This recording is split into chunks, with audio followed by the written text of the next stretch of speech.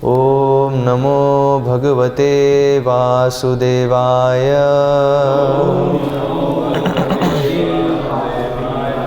ओम नमो भगवते वासुदेवाय।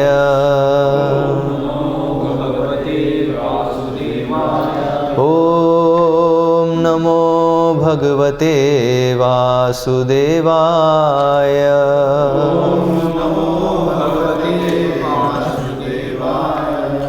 श्रीमद्भागवतम स्कंद 3 अध्याय 32 कर्मबंधन श्लोक क्रमांक 42। बहिः जात विरागाय शांत चित्ताय दीयतां निर्मत्सराय शुचये यस्य अहं प्रेयसां प्रियः। बहिर्जात विरागाय शांतचित्ताय दीयतां निर्मत्सराय शुचये यस्याहं प्रेयसां प्रियः। बहिः बाहरी, जात विरागाय विरागी को, अनासक्त को, शांत चित्ताय शांत मन वाले को, दीयताम उपदेश दिया जाए, निर्मत्सराय मत्सर शून्य द्वेष न रखने वाले को, शुचये पूर्णतया शुद्ध, यस्य जिसका, अहम मैं, प्रेयसां प्रियो में, प्रियः अत्यंत प्रिय। अनुवाद एवं तात्पर्य कृष्ण कृपा मूर्ति अभय चरणारविंद भक्ति वेदांत स्वामी श्रील प्रभुपाद द्वारा। श्रील प्रभुपाद की जय। गुरु द्वारा यह उपदेश ऐसे व्यक्तियों को दिया जाए जो भगवान को अन्य किसी भी वस्तु से अधिक प्रिय मानते हैं, जो किसी के प्रति द्वेष नहीं रखते, जो पूर्ण शुद्ध चित्त हैं और जिन्होंने कृष्ण चेतना की परिधि के बाहर विराग उत्पन्न कर लिया है। तात्पर्य: प्रारंभिक स्थिति में कोई भी भक्ति की उच्चतम अवस्था को प्राप्त नहीं होता। यहाँ भक्त का अर्थ उस व्यक्ति से है जो भक्त बनने के लिए सुधारवादी विधियों को स्वीकार करने में हिचकिचाता नहीं। भगवत भक्त बनने के लिए मनुष्य को गुरु बनना पड़ता है, गुरु बनाना पड़ता है और उससे भक्ति विषयक प्रगति के विषय में जिज्ञासा करनी होती है। भक्ति में प्रगति करने के 64 भक्ति कार्य हैं, जिनमें से कुछ हैं भक्त की सेवा, जप विधि के अनुसार पवित्र नाम का जप, विग्रह पूजन, श्रीमद् भागवत या भगवत गीता को सिद्ध पुरुष से सुनना और ऐसे पवित्र स्थान में रहना जहाँ भक्ति में विघ्न ना पड़े। जो इन 5 प्रमुख कार्यों को करता है वह भक्त है। मनुष्य को चाहिए कि वह गुरु का यथेष्ट सम्मान करे। उसे अपने गुरु भाइयों के प्रति द्वेष नहीं रखना चाहिए, अपितु यदि वह अधिक प्रबुद्ध हैं और कृष्ण भक्ति में बड़ा चढ़ा है तो उसे गुरु तुल्य मानना चाहिए और ऐसे गुरु भाइयों को कृष्ण भावनामृत में उन्नति करते देखकर प्रसन्न होना चाहिए। भक्त को चाहिए कि सामान्य जनता को कृष्ण भक्ति का उपदेश देने में अत्यंत दयालु बने, क्योंकि माया के पाश से निकलने का एकमात्र समाधान यही है। यही वास्तविक लोक कल्याण है, क्योंकि उन लोगों के प्रति दया दिखाने की यही विधि है जिन्हें इसकी आवश्यकता है। शुश्रूषाभिरताय शब्द उस व्यक्ति का सूचक है जो गुरु की सेवा में श्रद्धापूर्वक निरत रहता है। गुरु की समस्त प्रकार से सेवा की जानी चाहिए और सारी सुविधाएं प्रदान की जानी चाहिए। जो भक्त ऐसा करता है वह भी इन उपदेशों को ग्रहण करने के लिए पात्र है। बहिर्जात विरागाय शब्द उस व्यक्ति का सूचक है जिसने आंतरिक तथा बाह्य भौतिक कामनाओं से वैराग्य प्राप्त कर लिया है। वह कृष्ण भक्ति से संबंध न रखने वाले कार्यकलापों से विरत तो है ही, साथ ही उसे आंतरिक रूप से भौतिक जीवन से विमुख होना चाहिए। ऐसे व्यक्ति को ईर्ष्या रहित होना चाहिए और सभी जीवों की, न केवल मनुष्यों की अपितु उनके अतिरिक्त सारे जीवों की कल्याण की कामना करनी चाहिए। शुचये का अर्थ है भीतर और बाहर से शुद्ध व्यक्ति। अंदर और बाहर से शुद्ध बनने के लिए मनुष्य को भगवान कृष्ण या विष्णु के पवित्र नाम का कीर्तन करना चाहिए। दीयताम शब्द बताता है कि कृष्ण भक्ति का ज्ञान गुरु द्वारा दिया जाना चाहिए। गुरु को चाहिए कि अयोग्य शिष्य को स्वीकार न करे, स्वयं व्यावसायिक ना बने और अर्थ लाभ के लिए शिष्य ना बनाए। प्रामाणिक गुरु को चाहिए कि वह उस व्यक्ति के प्रामाणिक गुणों को देखे जिसे वह दीक्षित करने जा रहा है। अयोग्य व्यक्ति दीक्षित ना हो। गुरु अपने शिष्य को इस तरह प्रशिक्षित करें कि भविष्य में उसके जीवन का उद्देश्य एकमात्र भगवान रहे।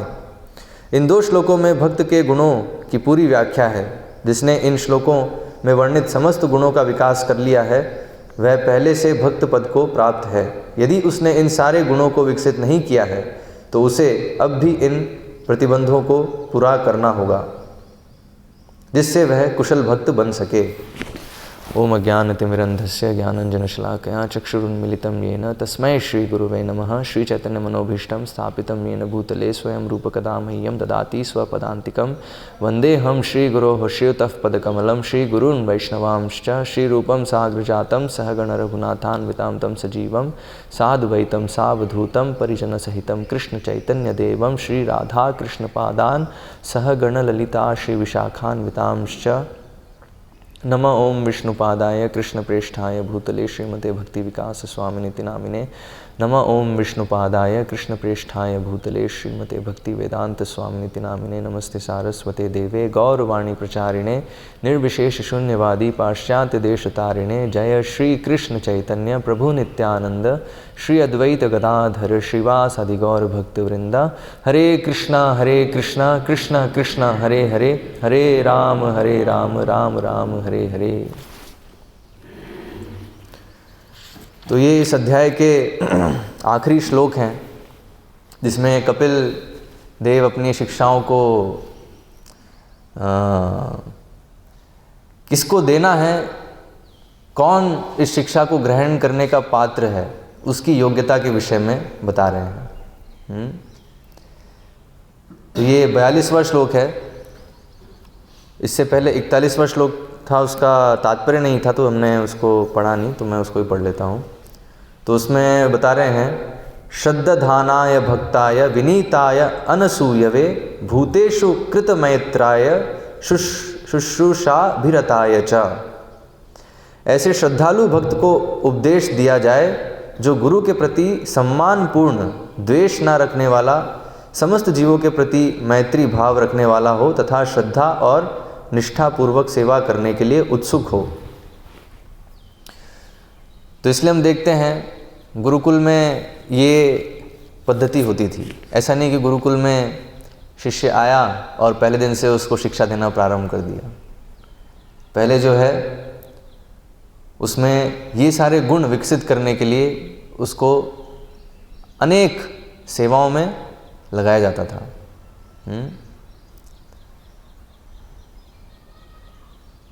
वहाँ बताया निष्ठापूर्वक सेवा करने के लिए उत्सुक हो। तो जिसमें गुरु की सेवा करने की उत्सुकता है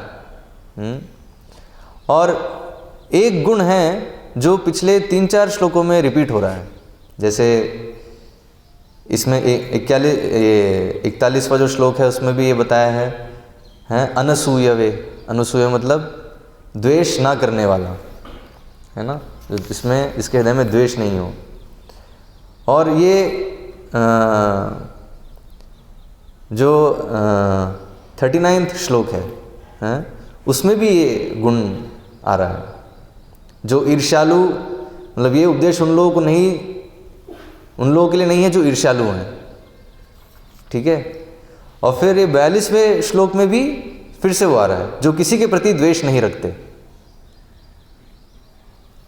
तो इसका तो मतलब ये बहुत इम्पोर्टेंट गुण है, द्वेष रहित होना। तो इसलिए जिसके हृदय में थोड़ा सा भी द्वेष है तो वो इन शिक्षाओं को, ये शिक्षाएं उसके लिए नहीं है, ग्रहण नहीं कर पाएगा वो। इसलिए हम देखते हैं आजकल अभी ये यूट्यूब फेसबुक का युग है और ऑफ कोर्स हम अभी ऐसे प्रवचन दे रहे हैं तो इसमें कई लोग ऐसे बैठ सकते हैं जो द्वेष रहित नहीं है।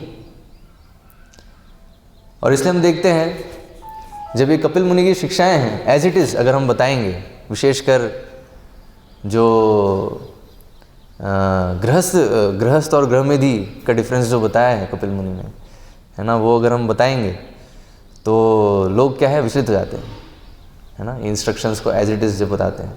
जैसे मुझे अनुभव है, मैं अभी यही मतलब पिछले जो 1-2 चैप्टर्स चल रहे हैं तो उसमें ऐसी एक प्रवचन हुआ था, उसके बाद फिर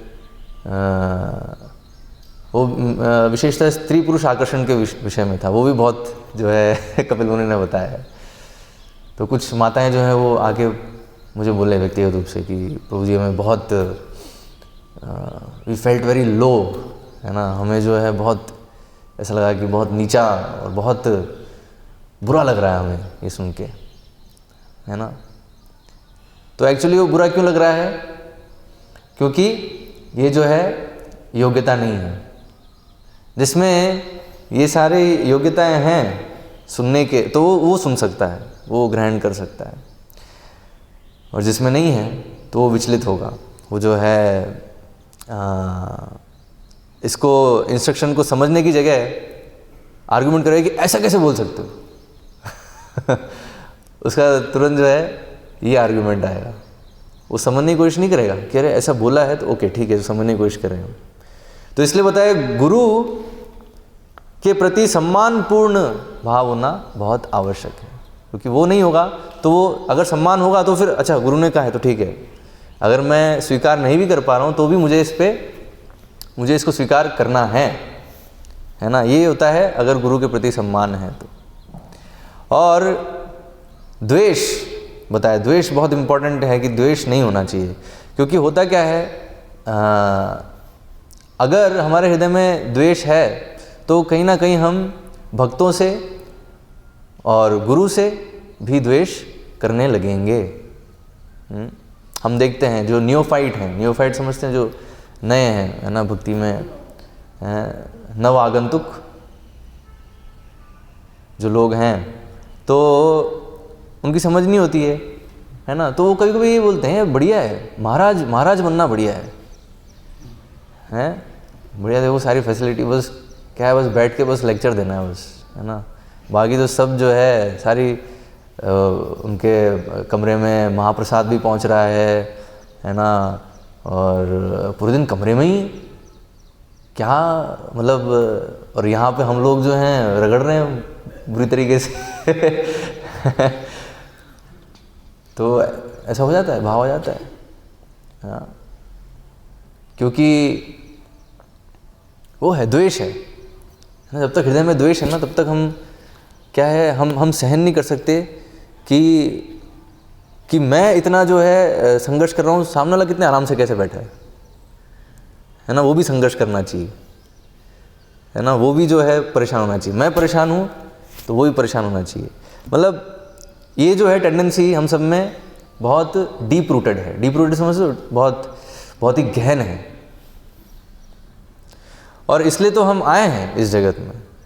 हाँ, जब ये बोला जाता है कि हम सब इस जगत में क्यों आए हैं, क्योंकि हम कृष्ण की नकल करना चाहते हैं, है ना।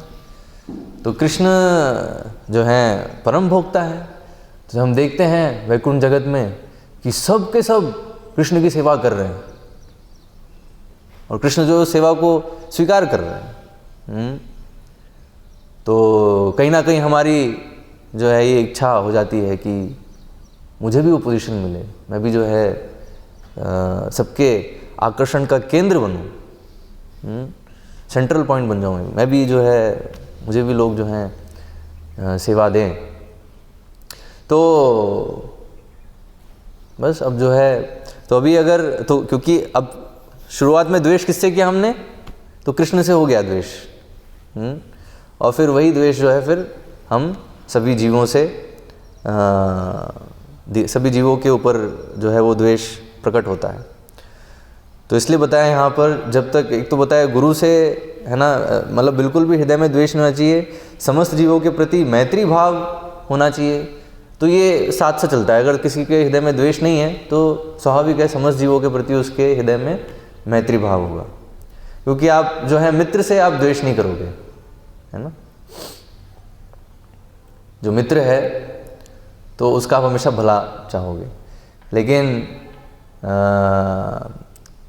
एक तो शत्रु है, शत्रु से द्वेष बहुत स्ट्रांग फीलिंग रहती है, शत्रु से द्वेष की भावना जो है। और कोई भी है जो हमसे ऊपर है किसी भी स्थिति में, किसी भी क्षेत्र में, तो उससे भी द्वेष हमें हो जाता है। द्वेष बेसिकली, द्वेष की डेफिनेशन क्या है? द्वेष क्या है?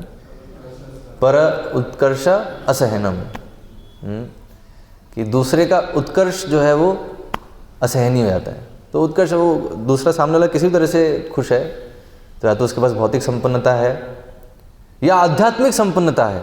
यहाँ इस श्लोक के तात्पर्य में प्रभुपाद इस तथ्य को भी पॉइंट आउट कर रहे हैं कि ऐसा हो सकता है कभी कभी कि हम गुरु से या गुरु भाइयों से ईर्ष्या करने लगें। क्यों? क्योंकि हम देखें कि वो हमसे आगे बढ़ गए हैं आध्यात्मिक जीवन में है ना।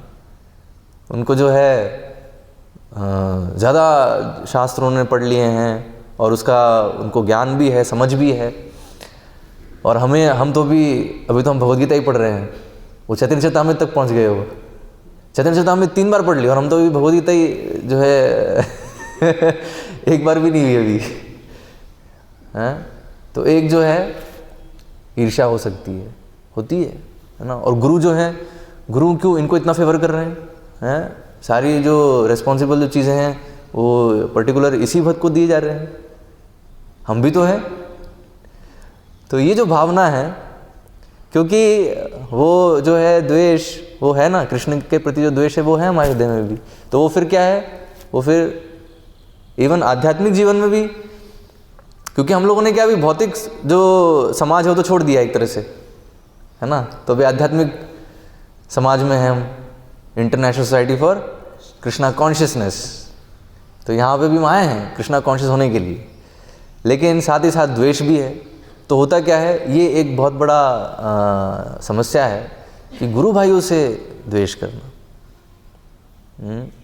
तो इसलिए प्रभुपाद यहाँ लिख रहे हैं कि मनुष्य को चाहिए कि वह गुरु का यथेष्ट सम्मान करे और उसे अपने गुरु भाइयों के प्रति द्वेष नहीं रखना चाहिए।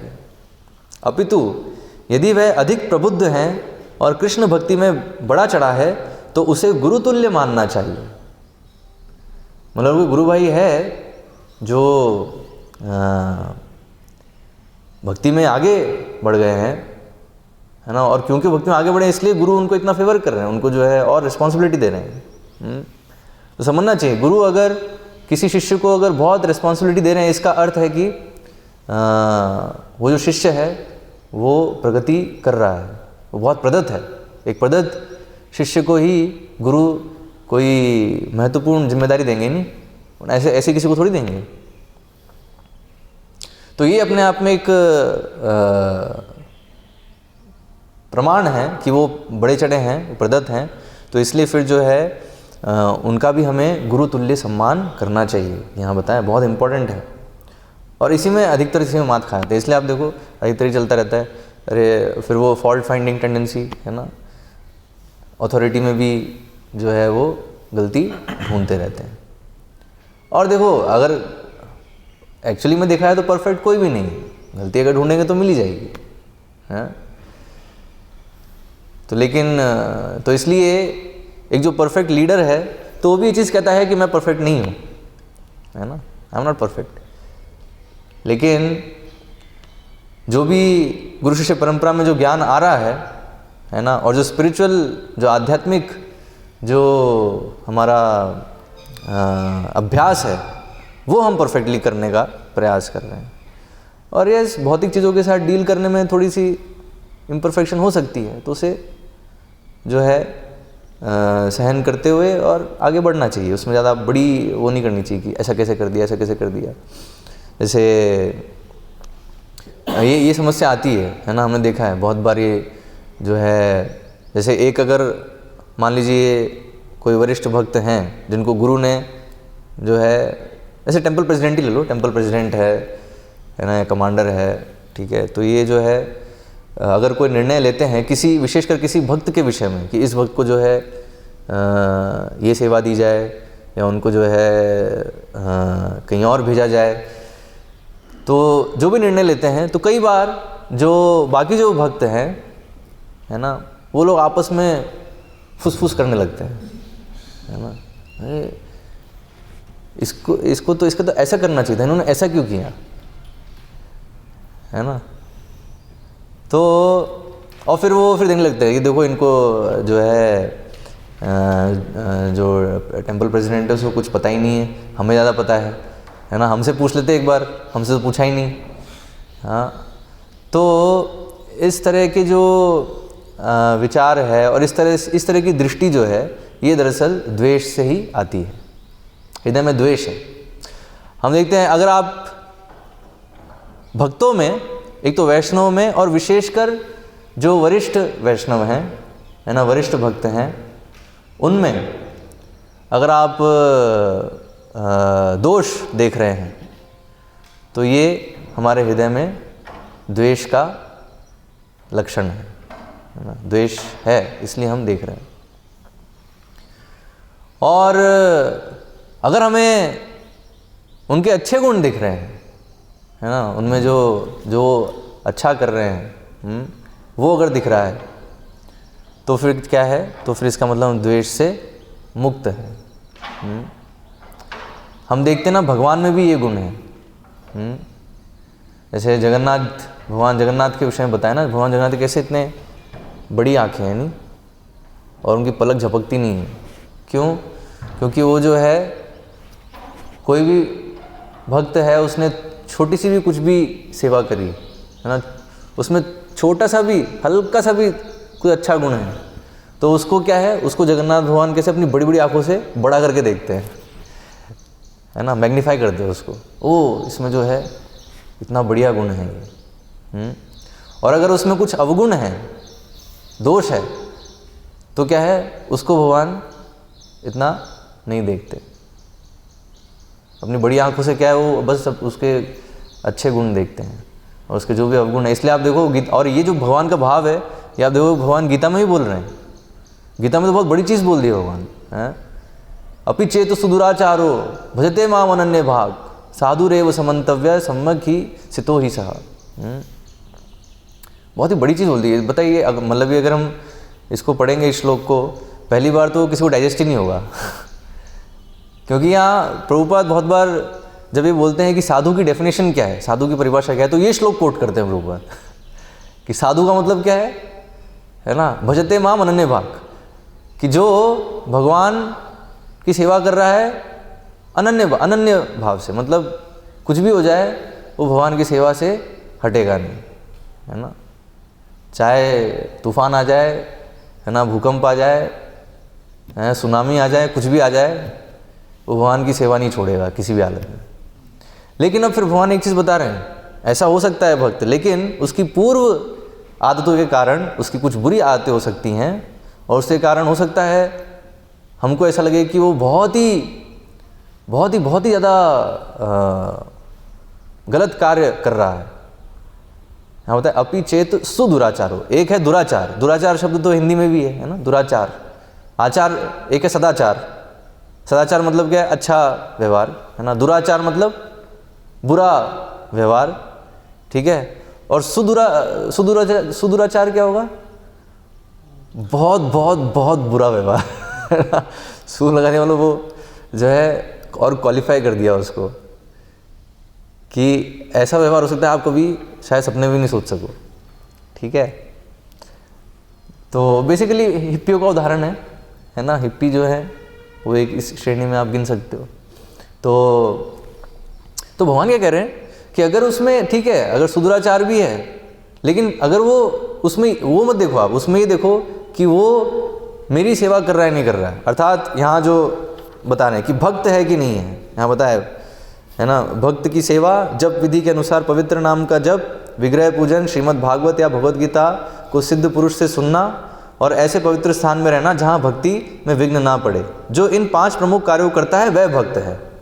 ठीक है, तो एटलीस्ट ये 5 चीज़ों को दृढ़ता से कर रहा है, श्रद्धापूर्वक कर रहा है, तो भगवान कह रहे हैं ये देखो, तो इसका मतलब वो फिर साधु है।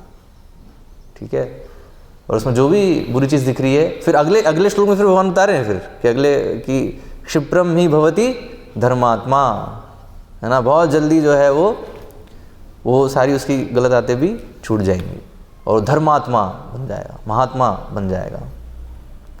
तो लेकिन हम लोग क्या चाहिए, महात्मा 1 सेकंड में चाहिए नहीं है, कि जो है हमने भक्ति प्रारंभ करी और 1 दिन में ही जो है महात्मा बन जाए। एक्चुअली वही है, अगर हम जो है परफेक्ट, मतलब एक व्यक्ति से, एक भक्त से हर चीज़ में वो परफेक्ट डीलिंग करे, अगर ये एक्सपेक्ट कर रहे हैं, तो इसका मतलब हम यही सोच रहे हैं कि वो जो है चुटकी बात है वो महाभागवत बन जाए। तो दैट इज़ वेरी, मतलब बहुत ही इम्प्रैक्टिकल जो है वो सोच है। तो इसलिए बताया, इसलिए जो भी वरिष्ठ हैं तो ठीक है, वो आपसे अधिक समय है भक्ति में, तो उनको ज़्यादा अनुभव है ना, ज़्यादा जो है वो मतलब उनको पता है शास्त्रों के बारे में और गुरु का जो भाव है, तो उसके अनुसार वो आपको प्रशिक्षण दे सकते हैं। लेकिन एट द सेम टाइम हमें ये नहीं सोचना है कि वो हर चीज़ में परफेक्ट होंगे, है ना, त्रुटियां हो सकती हैं, लेकिन उसको हमें बड़ा करके कि ओ देखो इन्होंने ऐसा दोष जो है, ये दोष है, बहुत बड़ा दोष है इनमें, वो जो है वो फिर वही है, फिर जो है हम ये गलती कर बैठेंगे। और बताया बिना भक्तों की, मतलब अगर वैष्णव हमसे प्रसन्न नहीं है तो भगवान कभी हमसे प्रसन्न नहीं हो सकते। तो ये हम देखते हैं महाराज प्रताप रुद्र के वो जो वृतांत आता है, इसमें महाराज प्रताप रुद्र चैतन्य महाप्रभु से मिलना चाहते हैं। तो क्या होता है, तो पहले तो महाराज प्रताप रुद्र जो हैं वो सार्वभौम भट्टाचार्य को कहते हैं, क्योंकि सार्वभौम भट्टाचार्य कौन होते हैं, उनके गुरु होते हैं उनके, है ना। और उनको पता होता है कि वो चैतन्य महाप्रभु से बहुत घनिष्ठ संबंध है उनका, तो इसलिए वो उनको बोलते हैं कि आप थोड़ा जो है मुझे उनसे मिलाइए, मुझे उनके दर्शन करने, दर्शन लाभ हो सके चैतन्य महाप्रभु के। तो सार्वभौम भट्टाचार्य कहते हैं चैतन्य महाप्रभु को कि जो उड़ीसा के राजा हैं गजपति महाराज प्रताप रुद्र, वो आपसे आपके दर्शन करना चाहते हैं, आपसे जो है आपसे मिलना चाहते हैं। तो जैसे ही चैतन्य महाप्रभु ने सुना, चैतन्य महाप्रभु ने तुरंत जो है अपने कान बंद कर लिए, उन्होंने कहा राजा बात मत करो राजा की, है ना। कहा कोई भी, फिर चैतन्य महाप्रभु बताते हैं कि जो है जो आध्यात्मिक जीवन में गंभीर है, आध्यात्मिक जीवन में प्रगति करना चाहता है, उसे स्त्रियों से या ऐसे व्यक्ति से जो स्त्री से आसक्त है ना, अर्थात जो इंद्रिय भोगी व्यक्ति है, विषयी बताया, योषिताम भी एक नाम है ना, जो ऐसे जो इंद्रिय विषयों के संसर्ग में है, बहुत टच में। तो राजा मतलब क्या है, बहुत ऑपुलेंस में ना, वैभव में है, बहुत स्त्री धन सब कुछ जो है उसके साथ उसको डील करना है। तो इसलिए जो ऐसे जो लोग हैं उनसे तो मिलना, वो एक आध्यात्मिक जीवन में जो गंभीर है उसके लिए जहर पीने के बराबर है, ये चैतन्य महाप्रभु कहते हैं वहाँ पे। और फिर कहते हैं कि इसलिए जो है मैं नहीं मिलूँगा। तो चैतन्य महाप्रभु मना करते हैं कि नहीं, एक सन्यासी, मैं सन्यासी हूँ और मैं राजा से मिलके क्या करूँगा, हैं। तो फिर सार्वभौम भट्टाचार्य कहते हैं ये राजा स्पेशल है, ये भक्त है ना, ये भक्त है और इसलिए आपसे जो है मिलना चाहते हैं। तो फिर है ना, फिर चैतन्य महाप्रभु कहते हैं अगर मान लो सांप अगर भक्त है तो क्या करोगे? तो अगर सांप अगर भक्त है तो क्या सांप के पास चले जाओगे? एक आता है नारद मुनि का एक शिष्य होता है ना, सांप बन जाता है एक शिष्य सांप। तो होता है सांप अगर भक्त है तो क्या करोगे? जाके उसको गले थोड़ी लगाओगे, तो भी डिस्टेंस मेंटेन करोगे, ठीक है। तो चैतन्य महाप्रभु भी कहते हैं, तो इसलिए ठीक है, अगर राजा है, भक्त है, जो भी है, राजा वो जो है भौतिक चीज़ों, भौतिक विषयों में लगा हुआ है, डूबा हुआ है, ऐसे व्यक्ति को मैं देखना भी नहीं चाहता। ऐसा चैतन्य महाप्रभु ने सार्वभौम भट्टाचार्य को कहा। और फिर सार्वभौम भट्टाचार्य बहुत दुखी हो गए, वो कहा कि सोचने लगे क्या करें अभी, कैसे, क्योंकि वो जानते हैं महाराज प्रताप रुद्र जो है वो बहुत सिंसियर हैं, लेकिन चैतन्य महाप्रभु अभी नहीं मिलना चाहते। फिर उसके बाद फिर रामानंद राय जो हैं वो आके फिर बताते हैं महाराज प्रताप रुद्र के विषय में कि मैंने जो है महाराज प्रताप रुद्र से कहा कि आपकी सेवा करने के लिए मैं रिटायर होना चाहता हूँ, है ना, मैं रिटायरमेंट चाहता हूँ ताकि जो है मैं फुल टाइम हो सकूँ। तो जो प्रताप रुद्र हैं वो इतने प्रसन्न हो गए, है ना, उन्होंने तुरंत उनको रिटायर कर दिया और उनको पेंशन भी दे दी, है ना। आपको जो है ये साहब जाओ चैतन्य महाप्रभु की सेवा करो, और मैं जो आपको जितनी आपकी जो सैलरी है ना, उतना ही पेंशन आपको मिलता रहेगा, मतलब मेंटेनेंस भी वो उन्होंने उनका जो है संभाल लिया। तो जब रामानंद राय ने जब बताया चैतन्य महाप्रभु को, तो चैतन्य महाप्रभु थोड़े से और प्रसन्न हुए। तो चैतन्य महाप्रभु ने कहा कि जो तुमसे जो प्रेम करता है ना, तो उसको तो कृष्ण की कृपा अवश्य प्राप्त होगी। तो वहाँ चैतन्य महाप्रभु ने कहा कि वो जो राजा प्रताप रुद्र हैं तुमसे इतना प्रेम करते हैं कि तुमने मतलब बस कहा रिटायर होना, और खुशी खुशी उन्होंने मान भी लिया और तुम्हें पेंशन भी दे रहे हैं, और जो है तो that means Krishna will give his mercy to him, Krishna जो हैं उन पर कृपा करेंगे। तो वहाँ बताते हैं जब रामानंद राय के साथ जो व्यवहार था जो महाराज प्रताप रुद्र का, वो जब रामानंद राय ने जब बताया, तब चैतन्य महाप्रभु का थोड़ा सा जो है जो मूड था वो थोड़ा सा बदल गया महाराज प्रताप रुद्र के प्रति कि ये तो भक्त हैं। और मेन चीज़ क्या है, उन्होंने एक भक्त की जो है सेवा करी, और विशेषकर कोई द्वेष भाव नहीं रखा। पॉइंट ये है रामानंद राय के प्रति, कह रहे मेरी नौकरी छोड़ के चैतन्य महाप्रभु के पास जा रहा है। जैसे हम लोग यूजुअली देखते हैं, यूजुअली क्या होता है, जैसे कोई अगर जैसे माता पिता हैं, ठीक है, हम देखते हैं कोई अगर उनका बच्चा गंभीर हो जाता है भक्ति में, है ना, और वो ज्वाइन करता है, तो सबसे पहले आके उसको खींच के ले जाना चाहते हैं सब, कैसे कृष्ण की सेवा कैसे करेगा, ये हमारी सेवा करेगा, और डिमांड करते हैं इसको हमने पाला पोसा है हमारी सेवा करने के लिए, हमारे बुढ़ापे का सहारा है ना। तो ये जाके कैसे कृष्ण की सेवा कैसे करेगा ये। तो आप देखो वही सेम भाव राजा प्रताप रुद्र भी रख सकते थे कि ये मेरा नौकर है ना, मेरी सरकार में बहुत इंपॉर्टेंट व्यक्ति है, गवर्नर थे वो, रामानंद राय जो गवर्नर थे। तो आप सोचो अगर गवर्नर जाके बोले राजा को कि मुझे रिटायरमेंट दे दो और मैं जो है फुल टाइम हो रहा हूँ इस्कॉन मंदिर में तो राजा आपको लगता है राजा स्वीकार करेगा? राजा बोलेगा तू मेरा नौकर है, तू कहाँ से तू जो है कृष्ण की सेवा तू कैसे करेगा। लेकिन क्योंकि प्रताप रुद्र ने ऐसा नहीं, तो बिल्कुल भी द्वेष नहीं था उनके में, पॉइंट ये है ना, इसलिए वो उस चीज़ को तुरंत एक्सेप्ट कर लिए। रामानंद राय ने जब बोला कि मैं रिटायर होना चाहता हूँ, तुरंत उसको एक्सेप्ट कर लिए। तो इसलिए बताया है। और फिर उनको फिर उसके बाद फिर जो है चैतन्य महाप्रभु उनसे मिलते हैं, है ना, प्रताप रुद्र से मिलते हैं। मतलब भक्तों की कृपा से ही, वैष्णवों की कृपा से ही महाराज प्रताप रुद्र चैतन्य महाप्रभु से मिल पाते, वरना कुछ भी होता महाराज प्रताप रुद्र कभी नहीं मिल पाते। तो पॉइंट क्या है यहाँ पे, इसलिए एक चीज़ समझनी है, कभी कभी ये भी एक बहुत न्यूफाइड मेंटलिटी है कि मैं और गुरु बस, है ना। जैसे पत्रोपदेश में मैं अभी रिसेंटली एक लेटर पढ़ रहा था, उसमें एक शिष्य ने महाराज को ऐसे एक लेटर लिखा, है ना, परम पूज्य भक्ति विकास महाराज को, कि Maharaj I trust only you know, you are my well wisher, so that's why I am disclosing this facts to you. तो क्या है कि महाराज बस आप पर ही मैं ट्रस्ट करता हूँ, आप पे ही विश्वास करता हूँ, है ना, आप ही मुझे समझ सकते हैं, बाकी तो मुझे कोई समझता नहीं है, इसलिए मैं आपको बता रहा हूँ सब, ठीक है।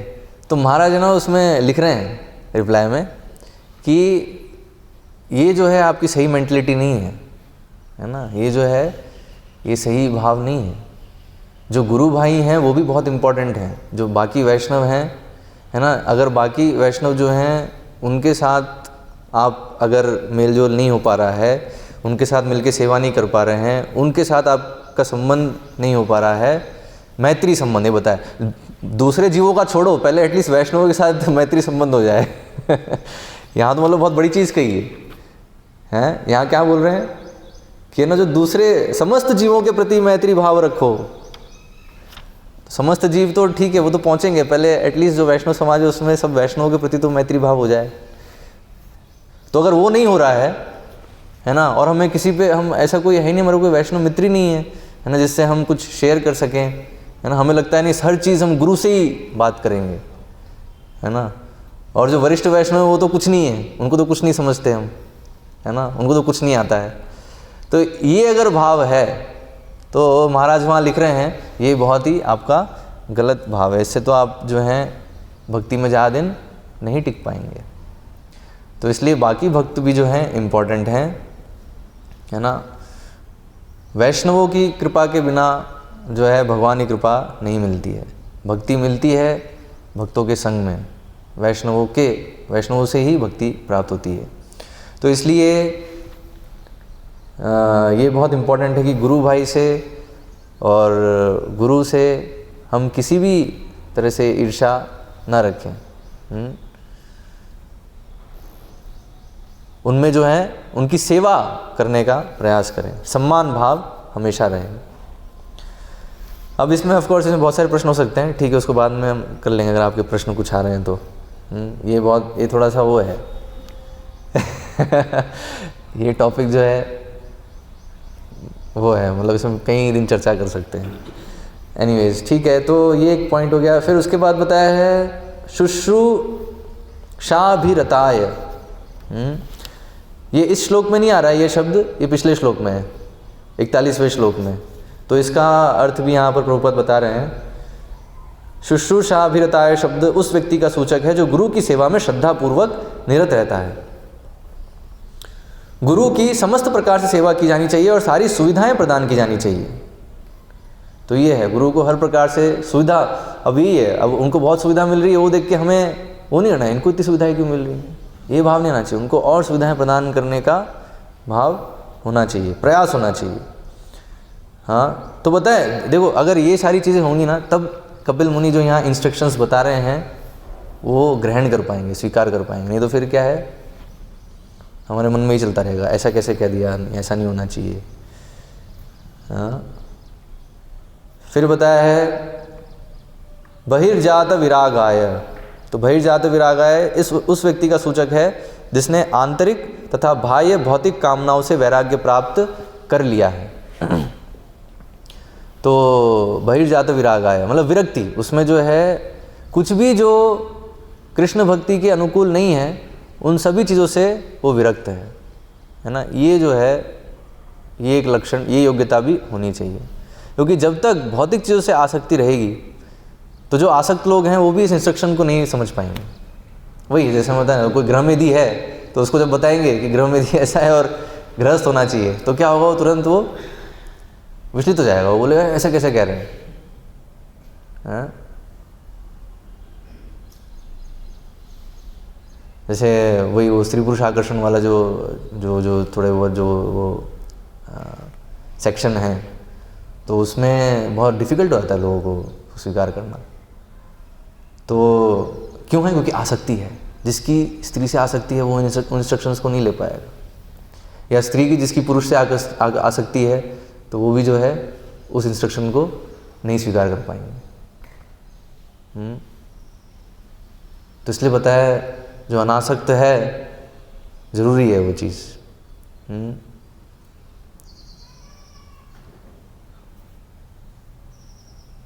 फिर से देखो, फिर से वही पॉइंट रहा है, ऐसे व्यक्ति को ईर्ष्या रहित होना चाहिए और सभी जीवों को, न केवल मनुष्यों की अपितु उनके अतिरिक्त सारे जीवों की कल्याण की कामना करनी चाहिए।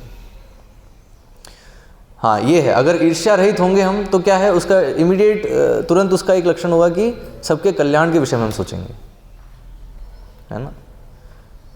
यूजुअली जिनके हृदय में ईर्ष्या होती है वो बस मैं हैं, बस मैं करते रहते हैं बस, है ना। मुझे क्या मिल रहा है, मेरे साथ ये हो गया, मेरे साथ वो हो गया, है ना। वो ये नहीं सोच रहा है कि जो है सभी जीव जो है इस जगत में, ये दुखालय में दुख भोग रहे हैं, लेकिन उसे क्या है, उसे अपना जो कष्ट है वही उसे बहुत बड़ा लगता है।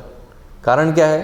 क्योंकि हृदय में द्वेष है, अभी हृदय शुद्ध नहीं हुआ है। जब शुद्ध होगा तो फिर ये समस्त जीवों के, और क्या है वैष्णव का लक्षण क्या है? हाँ, पर दुख दुखी, दूसरे का दुख होता है उसमें उसको खुद के दुख में कोई उसको समस्या नहीं है, लेकिन दूसरे का दुख देखता है तो उससे बहुत कष्ट होता है। इसलिए हम देखते हैं वासुदेव दत्त का उदाहरण है ना। वो चैतन्य महाप्रभु से क्या प्रार्थना करते हैं कि चैतन्य महाप्रभु आप जो है ये अभी इस ब्रह्मांड में इतने भी जीव हैं उन सबको वैकुंठ भेज दीजिए, और उनके जितने भी पाप कर्म हैं वो मुझे दे दीजिए, मैं भोग लूँगा उनको, और उनको सबको शुद्ध करके आप भेज दीजिए। और यही कारण है, इसलिए हम देखते हैं शुद्ध भक्त हैं तो वो सभी जीवों के कल्याण के लिए कृष्ण भावनामृत का प्रचार करते हैं, क्योंकि कृष्ण भावनामृत के अतिरिक्त कोई भी चीज़ किसी की भी मदद नहीं कर सकती, और फंसेंगे, है ना। कृष्ण भावनामृत के अतिरिक्त अगर हम किसी कुछ भी मदद करने जाएंगे, कल्याण करने जाएंगे, तो उसमें वो भी फंसेगा, हम भी फंसेंगे। कर्म बंधन, यही है ना अध्याय का शीर्षक, कर्म बंधन, पूरा यही बता रहे। कुछ भी करोगे इस जगत में, अच्छा बुरा हर चीज़ में फंसने वाले हो। इसलिए ये नॉलेज कि कृष्ण के लिए करना है सब, तो जिसको नहीं है तो वो किसी की मदद नहीं कर सकता है। ऐसा लगेगा मदद कर रहा है, बट वो खुद को भी गिरा रहा है एक्चुअली। और कई बार मुझे जो है बहुत सारे भक्त हैं वो अनुभव भी शेयर करते हैं कि उन्होंने किसी की मदद करी, और ये तो सोचा कि मदद करेंगे, है ना, लेकिन पता चला कि वही फंस गए उसमें, उसकी मदद करके वही उसमें फंस गए, और उनका जो है जीवन और कष्टदायक हो गया। तो ये बहुत सारे भक्तों का अनुभव भी है। तो ये यहाँ बताया है ना, कि इसलिए सबसे परम कल्याण, ये पता है क्लिक नहीं होता है, समझ में नहीं आता है। ये इतनी बार बताने के बाद भी मैं बता रहा हूँ 99% जो भक्त समाज है उनमें यही भावना रहती है कि लो कल्याण कैसे, भूखा है भूखे को खाना खिला दो, है ना, नंगा है उसको कपड़े पहना दो, हैं, इसको दवाई नहीं है, मतलब बीमार है तो उसको दवाई दे दो, मतलब ये चीज़ें इसी चीज़ों में पड़े रहेंगे कि मदद कर रहे हैं, मदद कर रहे हैं। कभी भी ये क्लिक नहीं होगा कि एक्चुअल में मदद जो है वो उसको कृष्ण भावनामृत देना है। किसी भी तरह से व्यक्ति जो है बस ये 5 कार्यों में लग जाए, जो बताए ना, भक्त बन जाए, बस ये तो ही उसका कल्याण है। नहीं तो जो भी करेगा वो सब उसका और दूसरों का सबका अहित होने वाला है ना। तो इसलिए बताया शुचये। तो अब ये करने के लिए भीतर और अंदर से बाहर, भीतर से और बाहर से शुद्ध होना चाहिए व्यक्ति को। अगर हम में अगर अशुद्धि है तो फिर हम भी फिर जो है इस तरह से मदद नहीं कर पाएंगे। तो वही है, अगर आपको कृष्ण भावनामृत देना है तो उसके लिए आपके पास होना चाहिए है कि नहीं। तो इसलिए बताया, इसलिए हमारी साधना अच्छी होनी चाहिए। हम अगर अच्छे साधना कर रहे हैं, हम अच्छे से प्रोसेस को फॉलो कर रहे हैं, तो फिर हम दूसरों को भी मदद कर सकते हैं। लेकिन हम ही अगर सही से फॉलो नहीं कर रहे हैं तो दूसरे को कैसे हम प्रेरित करेंगे, वो संभव नहीं है फिर, ठीक है। तो इसलिए बताया हमें इसलिए अच्छे से, तो इसलिए भीतर और बाहर से शुद्ध होना चाहिए। तो यहाँ बताया अंदर और बाहर से शुद्ध बनने के लिए मनुष्य को भगवान कृष्ण या विष्णु के पवित्र नाम का कीर्तन करना चाहिए। तो कीर्तन से तो क्या है, आंतरिक शुद्धि होती है ना। और बाहर से कैसे स्वच्छ रहना चाहिए, सारे जो स्वच्छता के नियम है वो पालन करने चाहिए, ठीक है। नियमित रूप से स्नान करना, अपने कपड़ों को जो है साफ रखना, अपने स्थान को जहाँ पर हम रह रहे हैं उसको स्वच्छ रखना, ये बहुत ज़रूरी है। वो एक अंग्रेज़ी में कहावत भी ना, cleanliness is next to godliness. तो स्वच्छता बहुत ज़रूरी है। और कलयुग में बताया विशेषकर जो ब्रह्मचारी हैं वो गंदे ही रहेंगे वो इसलिए ब्रह्मचारी को विशेषकर ध्यान रखना है कि जो है वो स्वच्छ रहे। हाँ, ब्रह्मचारी को विशेष ध्यान रखना है। बाकी हमारे जो गृहस्थ भक्त हैं वो तो ध्यान रखते ही हैं, है ना। वो अगर साफ़ सफाई रखे, खुद नहीं करे तो भी काम वाली बाई तो आ ही जाती है साफ़ करने के लिए। नहीं होते तो ब्रह्मचारियों के जो कमरे हैं तो ब्रह्मचारियों को ही साफ़ करने, अब कई 2 दिन 3 दिन सफाई कुछ हुई नहीं है ना और जो है तो वो ना होगा, ये है प्रॉब्लम है। क्योंकि कलयुग में बताया, कलयुग में ब्रह्मचारी कैसे रहेंगे, गंदे रहेंगे है ना।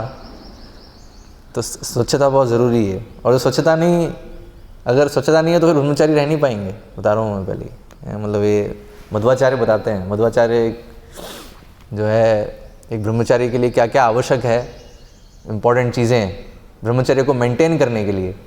तो उसमें मध्वाचार्य ये बहुत इंपॉर्टेंट पॉइंट लिखते हैं, क्लीनलीनेस, स्वच्छता। और इतना स्ट्रांगली उन्होंने उसको पॉइंट आउट किया है कि अगर कोई स्वच्छ नहीं है तो नहीं रह पाएगा ब्रह्मचारी। आश्रम चेंज तो इसलिए स्वच्छता, और हम सोचते हैं ना ब्रह्मचारी मतलब क्या है, फिर प्रचार करेंगे, प्रचारक बनेंगे। तो अगर स्वच्छता अगर नहीं है तो प्रचार क्या करोगे, है ना। प्रचार मतलब आचार भी होना चाहिए, सिर्फ बोलने से नहीं होता है।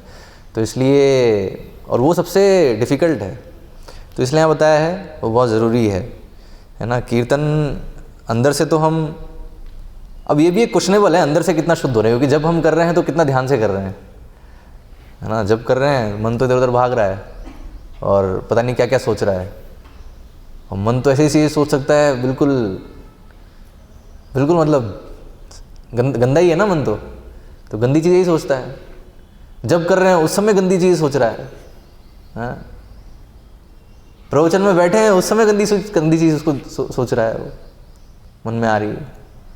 तो मन ऐसा है, तो इसलिए कितना हम मन को जब हम जप कर रहे हैं तो भगवान के कीर्तन में, भगवान के पवित्र नाम के जप में उसमें ध्यान लगा पा रहे हैं, तो उतने अनुपात में अंदर से शुद्धि होगी, ठीक है।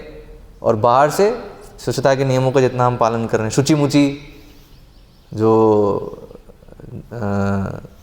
कपड़े, जो ये कंसेप्ट तो पता है ना सबको, शुचि मुचि का पता है वो कंसेप्ट, वो अभी कई लोगों को नहीं पता है। तो शुचि मतलब स्वच्छ और मुचि मतलब अस्वच्छ।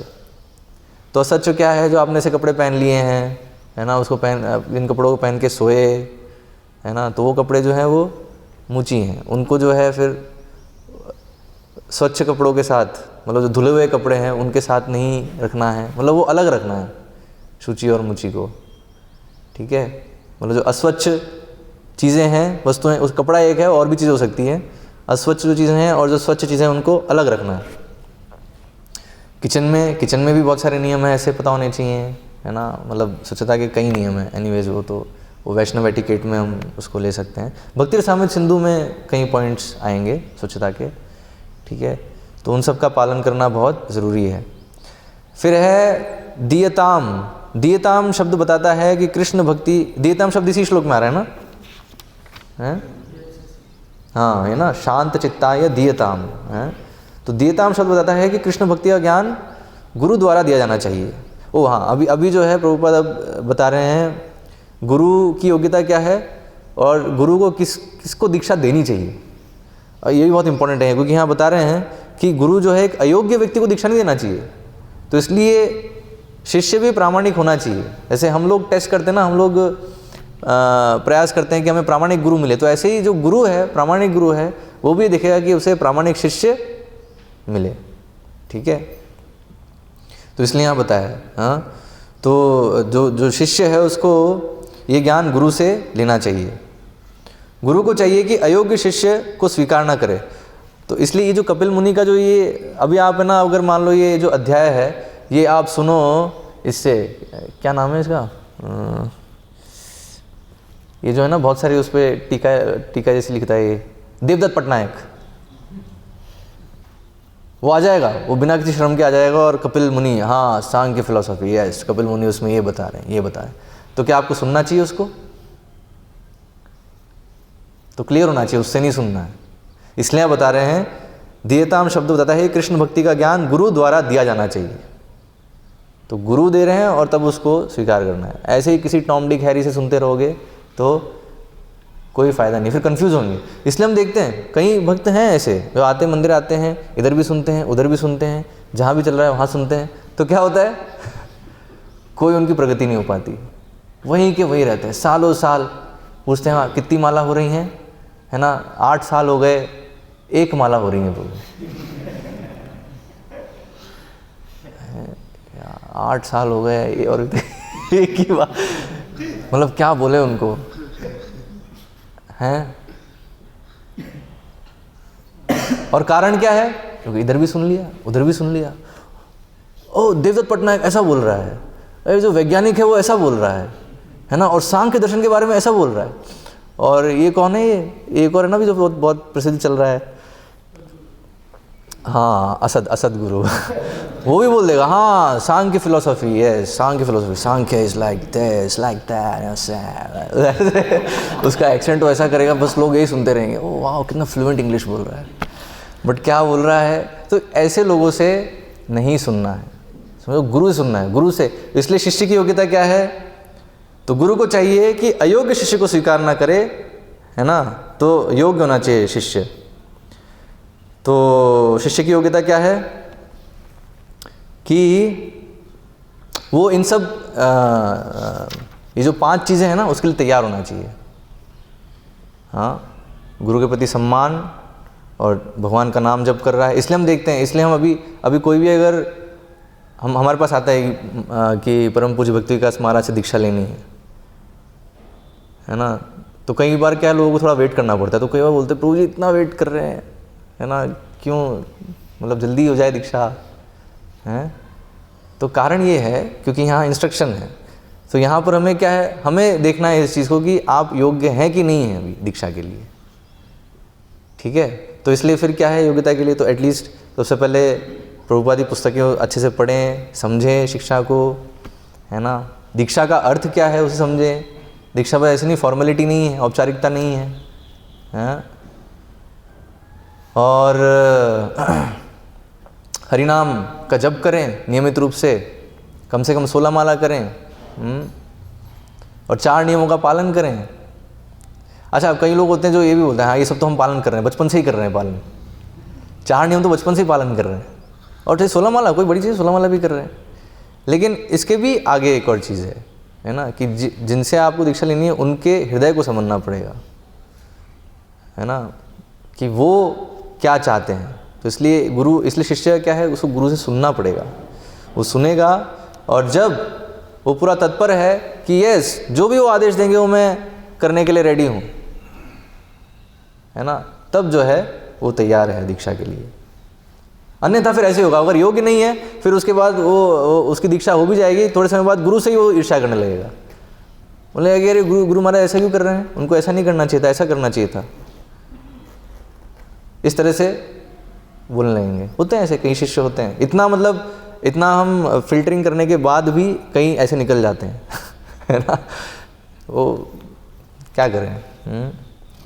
एनीवेज, तो इसलिए बताया है अयोग्य व्यक्ति दीक्षित ना हो, बहुत डेंजरस है। अयोग्य व्यक्ति दीक्षित हुआ तो उसके लिए डेंजरस है, क्योंकि वो फिर अपराध करेगा गुरु के प्रति और नरक में जाएगा।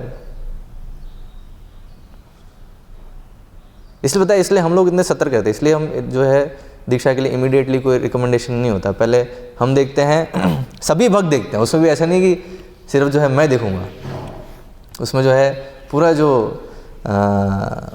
जितने भी वरिष्ठ भक्त हैं सब देखेंगे, सब फिर विचार करेंगे कि हाँ इनका कैसा हो रहा है प्रगति, है ना, और फिर सब मिलके फिर डिसाइड करेंगे, फिर महाराज को जो है, फिर गुरु को जो है हम रिकमेंड करेंगे। तो इसलिए जो है क्या बोलते हैं वो जो चापलूसी है ना, चापलूसी भी नहीं चलेगी ये हाँ एक जो है एक जो वरिष्ठ भक्त हैं, ठीक है, उनसे जो है हम कि वो बस हमें रिकमेंड कर दें, तो ऐसा नहीं है। एटलीस्ट कम से कम यहाँ पर तो ये सिस्टम नहीं है। यहाँ पर जो है सारे जितने भी वरिष्ठ भक्त हैं सब मिलके जो है डिसाइड करते हैं। तो यही है, कारण यही है। तो इतना स्ट्रिक्ट क्यों है, ऐसा इतना स्ट्रिक्ट प्रोसेस क्यों है, क्योंकि ये बहुत इंपॉर्टेंट इंस्ट्रक्शन है यहाँ पे। अयोग्य व्यक्ति दीक्षित नहीं होना चाहिए, जो व्यक्ति है वो योग्य है हर तरीके से दीक्षा के लिए, तभी वो दीक्षित हो।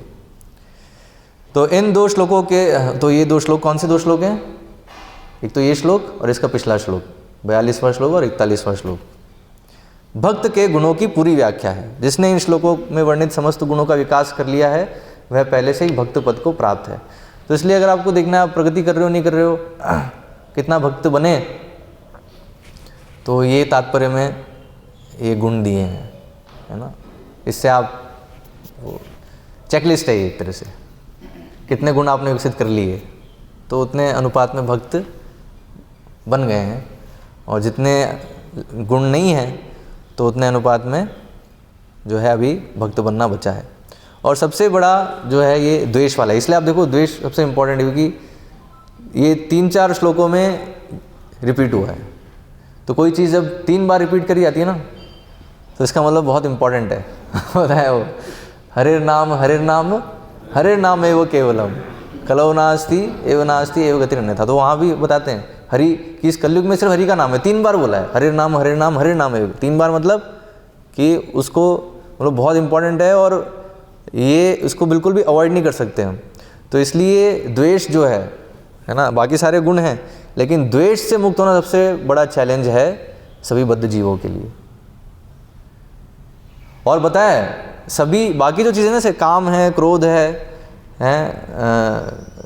लोभ है, इन सबको भगवान की सेवा में लगा सकते हैं, इन सबको डोटेल कर सकते हैं। डोटेल मतलब इनको चैनलाइज कर सकते हैं, है ना। जैसे काम कृष्ण अर्पणे, है ना, और क्रोध भक्त द्वेषी जने, हाँ, और लौल्यम तत्र लौल्यम अपि एकल मूल्यम। तो लालच है, क्रोध है, काम है, ये लग जाएगा भगवान की सेवा में, लेकिन द्वेष है, द्वेष नहीं लग सकता। इसलिए द्वेष से तो निकलना ही है बाहर, वरना बहुत डेंजरस स्थिति है। ठीक है, तो यहाँ हम विराम देते हैं। हरे कृष्णा। किसी को कोई प्रश्न या जिज्ञासा?